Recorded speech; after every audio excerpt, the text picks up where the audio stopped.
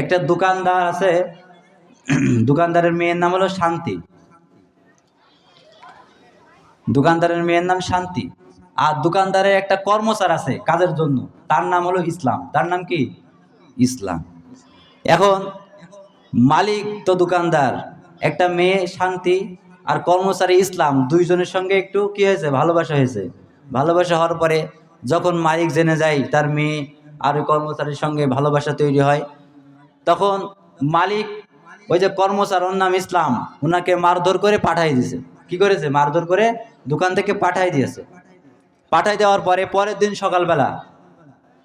দিন সকালবেলা ওই মেয়ে শান্তির কাছে ওই কর্মচারী ইসলাম ফোন দিয়েছে, যেহেতু ওনাদের সঙ্গে যোগাযোগ ভালো, যে আমি আছি স্টেশনে, তুমি এসো স্টেশনে, একসঙ্গে কি করব? পালায়ে চলে যাব। চলে গেল পালায়ে। তখন গ্রামবাসী জানতে পারলো যে দোকানদারের একটা কর্মচারী ছিল, তার নাম ইসলাম, আর দোকানদারের একটা মেয়ে ছিল, তার নাম শান্তি। এটা দুইজন ভালোবাসা করে যখন ওই মালিক ইসলামকে মেরে তাড়িয়ে দিয়েছে, তখন একটা গোলমাল গ্যামজাম বেঁধে গেছে। তখন গ্রামবাসী জেনে যায় যে মেয়ে চলে গেল। তখন মালিক জানে না যে আমার মেয়ে চলে গেছে, জানতে পারে এভাবে। তখন জিজ্ঞাসা করছে, তোমরা কি আমার মেয়ে দেখেছো? আমার মেয়ে কোথায় গেছে? তখন গ্রামবাসী কি বলে জানেন? গ্রামবাসী বলছে, ইসলাম আছে যেখানে, শান্তি গেছে সেখানে। তাহলে আমরা এত বুঝি, এত জানি, ইসলাম যেটা সবই জানি, কিন্তু স্বার্থের টানে বিরোধিতা করি। ইসলাম আছে যেখানে, শান্তিও আছে সেখানে। এখন ইসলামকে আগে নিয়ে আসতে হবে, তারপরে শান্তি তালাশ করতে হবে। কথা বলেন ঠিক কিনা?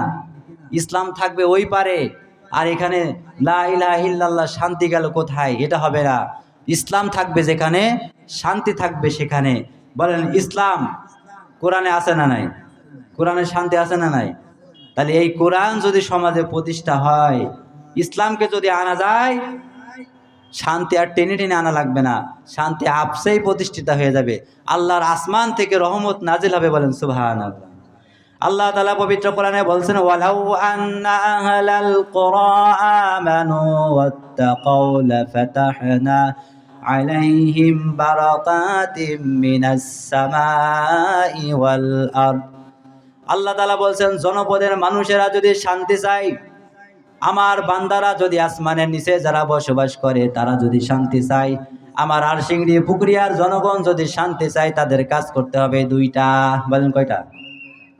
কথা বলেন।